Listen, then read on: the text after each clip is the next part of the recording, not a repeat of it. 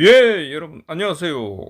손 교수의 진심직설 손잡아 TV입니다.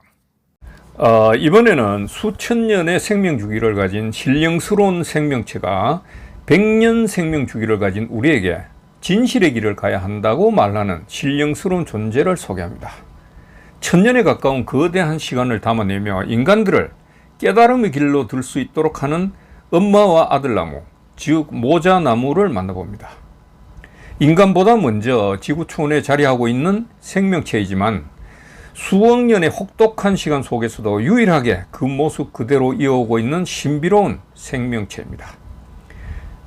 혹시 구독자님들은 이 생명체가 무엇인지 감 잡으셨을까요? 어디에 있는지는 또 어떤 나무인지는 한번 생각해 보시죠. 아참, 진실의 손을 잡는 것을 깜빡하실까봐 구독과 좋아요 한 번만 꼭 체크하셔도 충분합니다. 그럼 유익한 영상 속으로 들어가 보겠습니다. 일기예보와는 달리 비가 억수같이 지금 쏟아지고 있습니다. 그래서 한 손에 우산을 들고 한 손에는 촬영 짐벌을 들고 우중 촬영을 했습니다. 이 나무는 1998년 천년기념물 402호로 지정되면서 다음 내용을 기록하고 있습니다. 이 나무는 1175년, 그러니까 850년 전이 되겠죠. 보조국사 진울이 사용하던 지팡이를 심은 것이 현재 이 거대한 나무가 되었다고 전해집니다. 천년을 바라보는 이 나무는 키가 28m, 가슴둘레 11m이고 가지의 최대 폭은 31.3m로 그 둘레가 계산하면 100m나 되는 엄청난 규모를 자랑하고 있습니다. 1000살에 가까운 나무는 생력 상태가 왕성해가지고 몸에 동공이 없다고 기록되어 있고 아름다움을 뽐내는 청춘나무라고 말하고 있습니다. 그런데 제가 이 나무를 살펴보니까 이제 천년기념물을 지정한 지 한 30년이 됐는데 그 이후에 동공 치료를 좀 한 것 같습니다. 수백 수천 년 된 나무를 보면은 지팡이와 관련된 사연이 많습니다. 지팡이는 그 사람의 의지와 품격 그리고 사상과 정신까지 대변한다고 볼 수 있기 때문에 지팡이가 자주 등장한다고 볼 수 있겠죠. 1694년 은행나무 앞에 세워진 비석을 보면은 비석 중에 이런 내용이 있습니다. 축, 보조, 국사, 수식, 은행, 수, 계라고 말이죠. 보조 국사가 적천사 절을 개축할 때 은행나무를 손수 심었다는 내용입니다. 보조 국사라는 명칭은 임금이 내린 시호인데 나라를 두루 밝히는 스승이라는 뜻이죠. 보조 국사를 대한불교 조계종이 나아갈 방향을 분명하게 정립시킨 중천조라고 합니다.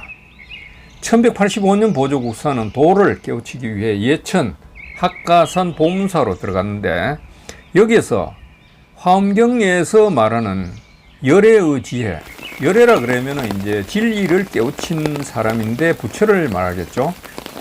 열애의 지혜는 모든 사람의 몸 가운데 있다는 말을 접했고 신화엄경론에서는 사람의 몸은 지혜의 그림자라는 말에서 큰 깨달음을 얻었다고 합니다.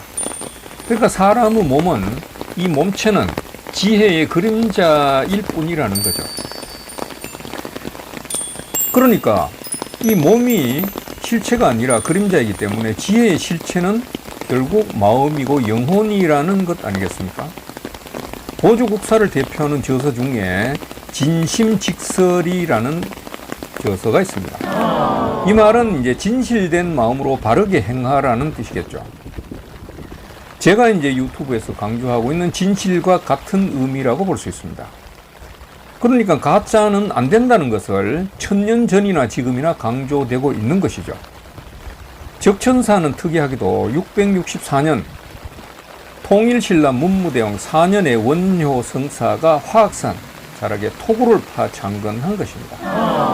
원효는 모든 것에 꺼리낌이 없어야 생사의 편안함을 얻을 수 있다며 민중불교와 각설이 문화도 창시하는 등 대한민국의 스승이고 세계 불교사에도 찬연히 빛나는 위대한 성사라고 할 수 있습니다. 또 적천사의 특이한 점은 은행나무 두 그루가 사찰의 일주문과 건강문의 기능을 한다는 것입니다. 인공적인 구조물보다 자연적인 숲이 자리하고 있다는 거죠. 왜 자연의 숲, 은행나무가 깨달은 문의 기능을 할까요? 은행나무는 수억 년 전 인간들보다 먼저 세상에 출현해가지고 생명체가 생존할 수 없는 빙하기 같은 혹독한 상황에서도 생명 유전체를 그대로 존치해온 일목, 일과, 일속, 일종으로 분류되는 유일한 생명체라고 할 수 있습니다.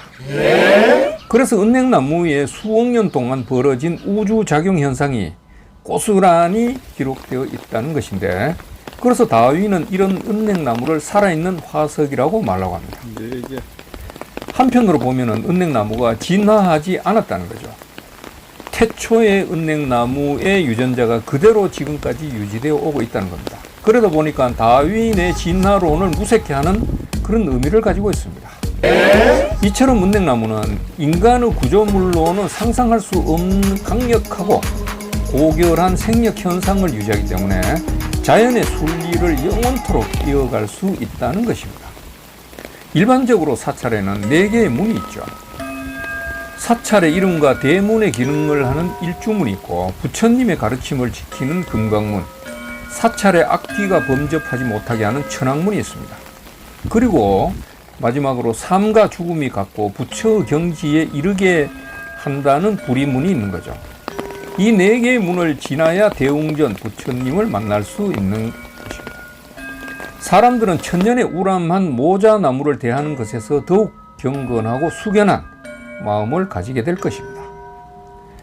모자나무는 우리에게 자연의 순리 속에서 진심과 진실을 요구하고 있죠. 보조국사 역시 본래의 마음, 즉 진실된 마음이어야 한다며 진심직설을 강조하셨죠. 이 세상에도 진심인 사람이어야 참다운 세상, 참다운 사회가 된다는 것 아니겠습니까?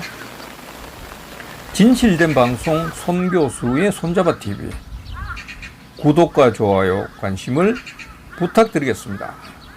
여러분 감사합니다.